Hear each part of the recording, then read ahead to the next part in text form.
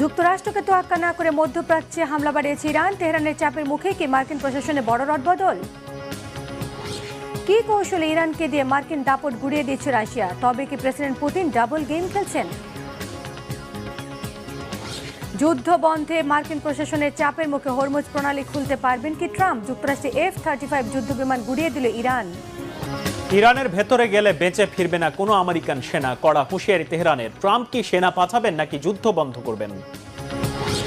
ইরানের বিরুদ্ধে সরাসরি যুদ্ধে যেতে আমেরিকার সাথে জোট বাঁধতে পারে আরব আমিরাত। যুদ্ধ কি ছড়িয়ে পড়বে? রূপ নেবে কি আঞ্চলিক সংঘাতে? নেতানিয়াহুর ছেলেকে আমেরিকা থেকে বের করে ইরান যুদ্ধে পাঠাতে বলল ট্রাম্পের সাবেক উপদেষ্টা। ক্ষোভে ফুঁসছে মার্কিনিরা। মধ্যপ্রাচ্যে পানি বিশুদ্ধকরণ কেন্দ্র এবং তেলের ডিপোতে আরও হামলা বাড়িয়েছে ইরান। অন্যদিকে যুক্তরাষ্ট্র এবং ইসরায়েলের হামলায় ইরানের কারাজে বাড়ছে হতাহতের সংখ্যা। ইরানের পররাষ্ট্রমন্ত্রী আব্বাস আরাগচি বলেছেন, বেসামরিক স্থাপনায় হামলা চালিয়ে ইরানকে পিছু হটানো যাবে না। এদিকে যুদ্ধ পরিস্থিতির মধ্যে মার্কিন প্রশাসনে বড় রদবদল এনেছেন ডোনাল্ড ট্রাম্প। যুদ্ধ বন্ধে যুক্তরাষ্ট্র ও ইসরায়েলকে আহ্বান জানিয়েছে জাতিসংঘ মহাসচিব অ্যান্টনিও গুতেরেস। সঞ্জিদা ইসলাম তন্নির, ডেস্ক রিপোর্ট। ইরানকে পাথরের যুগের অবস্থায় ফিরিয়ে নিয়ে যাওয়া হবে। যুক্তরাষ্ট্রের প্রেসিডেন্ট ডোনাল্ড ট্রাম্পের এই হুমকির 24 ঘন্টা যেতে না যেতেই মার্কিন বিমান হামলায় ধসিয়ে দেওয়া হয়েছে আলবোর্জ প্রদেশের বৃহত্তম B1 সেতু। কারাচ শহরের কাছে অবস্থিত এই সেতুটি মধ্যপ্রাচ্যের সবচেয়ে উঁচু ব্রিজ। মার্কিন ও ইসরায়েলি বাহিনীর যৌথ হামলায় ক্ষতিগ্রস্ত হয়েছে সেতুটির মধ্যভাগ। হতাহত হয়েছে শতাধিক। হামলা হয়েছে উত্তর পূর্ব ইরানের মাশহাদ বিমানবন্দরে। তবে কি এবার ইরানকে পাথরের যুগে নিয়ে যাওয়ার অভিযান শুরু করলো যুক্তরাষ্ট্র? ট্রাম্পের ঘোষণা অনুযায়ী আগামী 2 থেকে 3 সপ্তাহের মধ্যে কি শেষ হবে যুদ্ধ? নাকি যুক্তরাষ্ট্র ও ইসরায়েলের আগ্রাসনের জবাবে ইরানের পাল্টা হামলায় আরও দীর্ঘ হবে যুদ্ধ পরিস্থিতি? কারাচ শহরের B1 সেতুতে মার্কিন ও ইসরায়েলি বাহিনীর ভয়াবহ বিমান হামলার পরেও ইরানের অবশিষ্ট কাঠামোগুলোতে হামলা জোরদার করা হয়নি বলে দাবি করেছেন ডোনাল্ড ট্রাম্প। সামাজিক মাধ্যমের এক পোস্টে B1 সেতু ধ্বংসের দাবি করে এরপর ইরানের বিদ্যুৎ কেন্দ্র ধ্বংস করা হবে বলেও হুঁশিয়ার করেছেন। বেশি দেরি হওয়ার আগেই তেহরানকে সমঝোতায় আসারও আহ্বান জানিয়েছেন। তবে ইরানের বেসামরিক স্থাপনায় হামলা চালিয়ে যুক্তরাষ্ট্র নিজের নৈতিক পতনের বার্তা দিয়েছে বলে মন্তব্য করেছেন ইরানের পররাষ্ট্রমন্ত্রী আব্বাস আরাগচি। বেসামরিক অবকাঠামোর ওপর হামলা চালিয়ে যুক্তরাষ্ট্র ইরানকে পিছু হটাতে পারবে না বলেও দাবি আরাগচির। তবে শুধু নিন্দা জানিয়েই থেমে থাকেনি ইরান। ইসরায়েলকে লক্ষ্য করে কয়েক দফায় মিসাইল হামলা চালিয়েছে।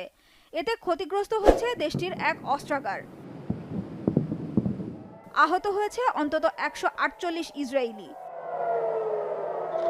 হামলা হয়েছে সংযুক্ত আরব আমিরাতে অবস্থিত একটি মার্কিন ইস্পাত কারখানায়। কুয়েতের অন্যতম প্রধান তেল শোধনাগার ও রপ্তানি কেন্দ্র মিনা আল আহমাদি ও একটি পানি শোধনাগারে ড্রোন হামলার ঘটনা ঘটেছে। এতে তেল শোধনাগারের কয়েকটি ইউনিটে আগুন লেগে যায়। এছাড়া যে কোনো হামলার জন্য ইরানি কমান্ডারদের প্রস্তুত থাকতে বলেছেন দেশটির সেনাপ্রধান। যুক্তরাষ্ট্র ইরানের স্থল অভিযান শুরু করলে যেন কোনো মার্কিন সেনা জীবিত ফিরতে না পারে, সেনাবাহিনীকে এমন নির্দেশও দিয়েছেন। ইরান ছাড়াও ইসরায়েলকে লক্ষ্য করে হামলা চালাচ্ছে লেবাননের সশস্ত্র গোষ্ঠী হিজবুল্লাহ। ইরানের পাশাপাশি লেবাননেও বেড়েছে ইসরায়েলি আগ্রাসন। যুদ্ধ শুরুর পর দেশটির সশস্ত্র গোষ্ঠী হিজবুল্লাহর মোট 15 সদস্যকে হত্যার দাবি করেছে ইসরায়েলি সেনাবাহিনী। তারই পাল্টা জবাব দিচ্ছে গোষ্ঠীটি। আর ইরান ও লেবাননের সাথে মিলে ইসরায়েলের রকেট হামলা অব্যাহত রেখেছে ইয়েমেনের হুথি বিদ্রোহীরাও। এদিকে ইরান যুদ্ধ বন্ধ করতে যুক্তরাষ্ট্র ও ইসরায়েলকে আহ্বান জানিয়েছেন জাতিসংঘ মহাসচিব আন্তনিও গুতেরেস।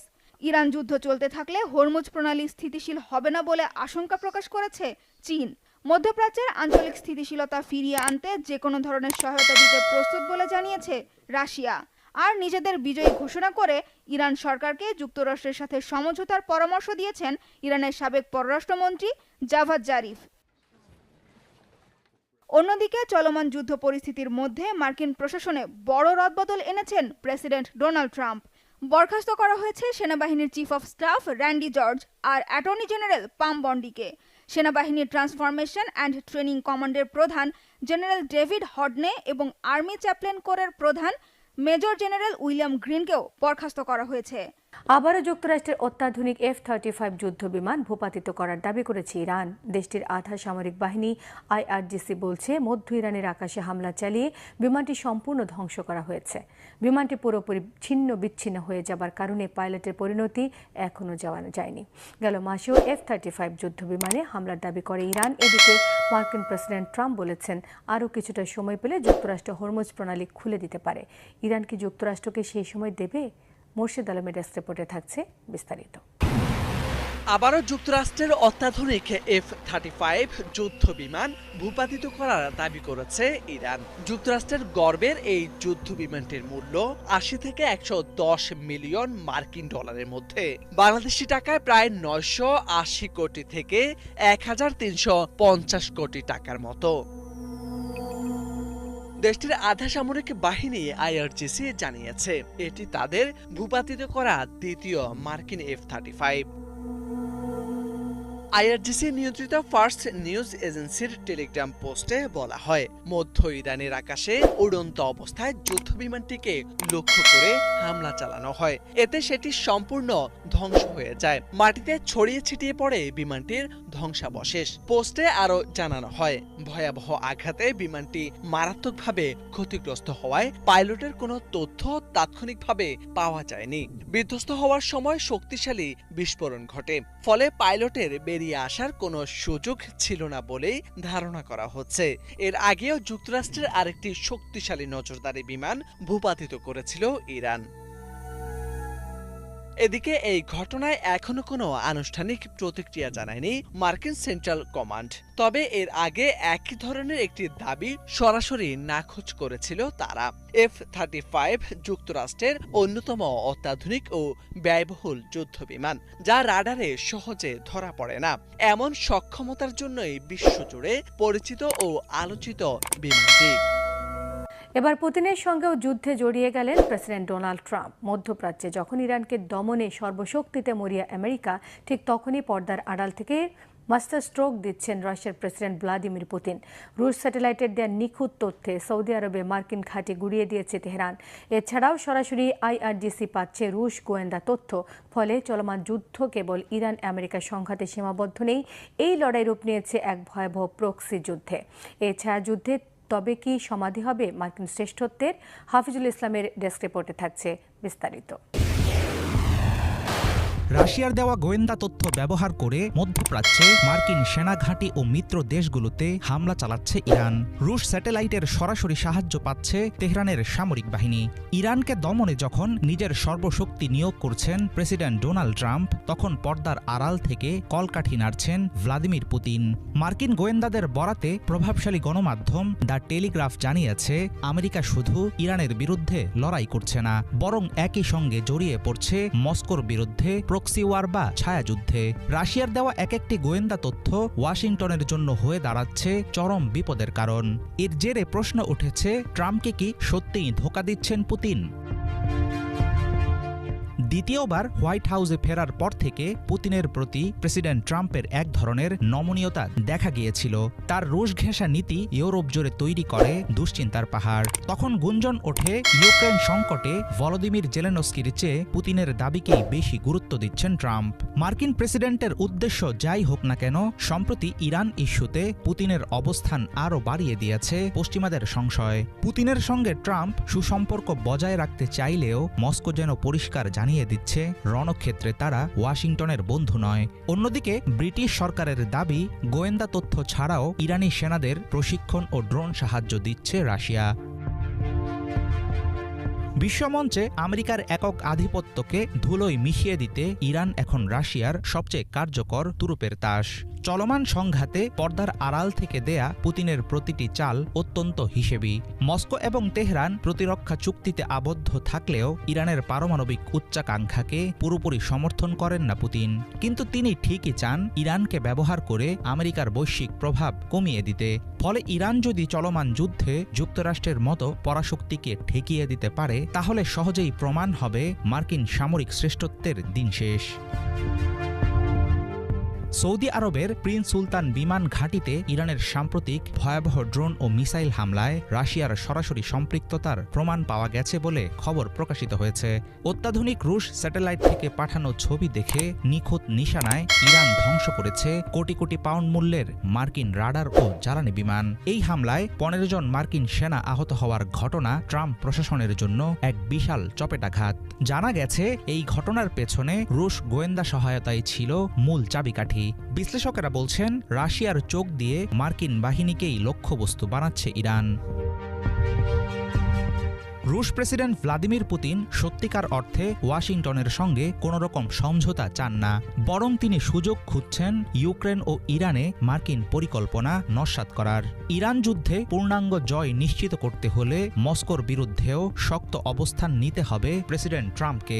অবশ্য এছাড়া আমেরিকার সামনে আর কোনো সহজ পথ খোলা নেই। তবে পুতিনের শুরু করা প্রক্সি ওয়ার ও তেহরানের মরণ কামড় না ঠেকাতে পারলে মধ্যপ্রাচ্যের বালিতেই হয়তো হবে মার্কিন শ্রেষ্ঠত্বের চূড়ান্ত সমাধি। মধ্যপ্রাচ্যের মুসলিম দেশ সংযুক্ত আরব আমিরাত এখন ইরানের বিরুদ্ধে সরাসরি সম্মুখ যুদ্ধের প্রস্তুতি নিচ্ছে। হরমুজ প্রণালী সচল রাখা এবং ইরানের হামলা ঠেকাতে যুক্তরাষ্ট্র মিত্রদের সঙ্গে জোট গঠনের চেষ্টা করছে দেশটি। প্রভাবশালী সংবাদ মাধ্যম ওয়াল স্ট্রিট জার্নাল বলছে, দুবাইয়ের পর্যটন অর্থনীতির কেন্দ্রগুলোতে তেহরানের একের পর এক বিধ্বংসী ড্রোন ও ক্ষেপণাস্ত্র হামলায় দেয়ালে পিঠ ঠেকে গেছে আমিরাতের। অস্তিত্ব রক্ষায় এবার কঠোর অবস্থান নিচ্ছে দেশটি। তবে ইরান হুঁশিয়ারি দিয়েছে, যুদ্ধ সহায়তাকারীদের বেসামরিক অবকাঠামোতে হামলা চালাবে তারা। যুদ্ধ কি তাহলে আঞ্চলিক সংঘাতে রূপ নেবে? হাফিজুল ইসলামের ডেস্ক রিপোর্ট। ইরানের বিরুদ্ধে সরাসরি যুদ্ধে নামার প্রস্তুতি নিচ্ছে সংযুক্ত আরব আমিরাত। হরমুজ প্রণালী সচল এবং মধ্যপ্রাচ্যে তেহরানের সামরিক আধিপত্য কমাতে যুক্তরাষ্ট্র ও তার মিত্রদের সাথে কাঁধ মেলাতে প্রস্তুত তেল সমৃদ্ধ এই দেশটি। ফলে উপসাগরীয় অঞ্চলের প্রথম রাষ্ট্র হিসেবে সরাসরি ইরানের মুখোমুখি হবে আমিরাত। প্রভাবশালী মার্কিন গণমাধ্যম ওয়াল স্ট্রিট জার্নাল এক প্রতিবেদনে জানিয়েছে, হরমুজ সচল করতে জাতিসংঘ নিরাপত্তা পরিষদে প্রস্তাব পাশের চেষ্টা চালাচ্ছে আবুধাবি। যুক্তরাষ্ট্র সহ ইউরোপ ও এশিয়ার শক্তিশালী দেশগুলোকে নিয়ে সামরিক জোট গঠনের জন্য জোরালো তদবির করছেন দেশটির কূটনীতিকরা। কিন্তু এতদিন পরোক্ষ ভূমিকায় থাকলেও হঠাৎ কেন ইরানের বিরুদ্ধে রণাঙ্গনে যেতে চাইছে আরব আমিরাত? আবুধাবির কঠোর অবস্থানের পেছনে রয়েছে মূলত অস্তিত্ব রক্ষার লড়াই, এমনটাই মনে করছেন বিশ্লেষকেরা। যুক্তরাষ্ট্রের সঙ্গে পুরনো মিত্রতা ও মার্কিন নির্ভরতার কারণে দেশটি হয়ে উঠেছে ইরানের গুরুত্বপূর্ণ এক টার্গেট।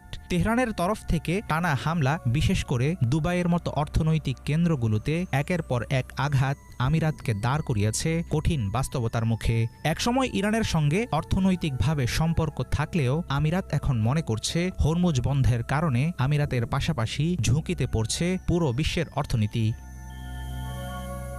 আমিরাত শুধুমাত্র যুদ্ধের প্রস্তুতিতেই থেমে নেই, বরং তারা অর্ধ শতাব্দী ধরে ইরানের দখলে থাকা আবু মুসা দ্বীপসহ গুরুত্বপূর্ণ দ্বীপগুলো মার্কিন নিয়ন্ত্রণে নেওয়ার জন্য জোরালো দাবি জানাচ্ছে। একসময়ের বাণিজ্যিক বন্ধু দুবাই এখন ইরানি ক্ষেপণাস্ত্র ও ড্রোন হামলার মূল লক্ষ্যবস্তু।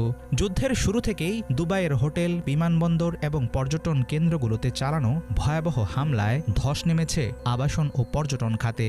28 ফেব্রুয়ারি যুদ্ধ শুরু হওয়ার পর ইরানের জবাবি হামলা আমিরাতকে মধ্যস্থতার পথ থেকে সরিয়ে সরাসরি যুদ্ধের ময়দানে নিয়ে এসেছে। তবে এর জেরে অনিশ্চিত এক আঞ্চলিক যুদ্ধের ফাঁদে পড়বে মধ্যপ্রাচ্য, আর আমেরিকা জড়িত থাকলে তৈরি হবে তৃতীয় বিশ্বযুদ্ধ শুরুর আশঙ্কা।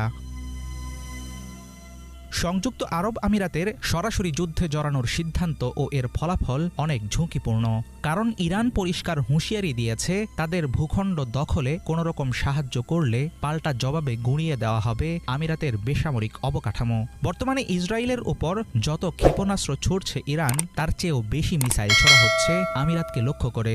সামরিক বিশেষজ্ঞরা মনে করছেন, প্রেসিডেন্ট ট্রাম্প যদি নিজেকে বিজয়ী ঘোষণা করে যুদ্ধ থেকে হঠাৎ সরে যান, তাহলে ইরানকে একাই মোকাবেলা করতে হবে আমিরাতকে। সেক্ষেত্রে দীর্ঘমেয়াদী সংকটের ফাঁদে আটকে যাবে উপসাগরীয় এই দেশটির ভবিষ্যৎ।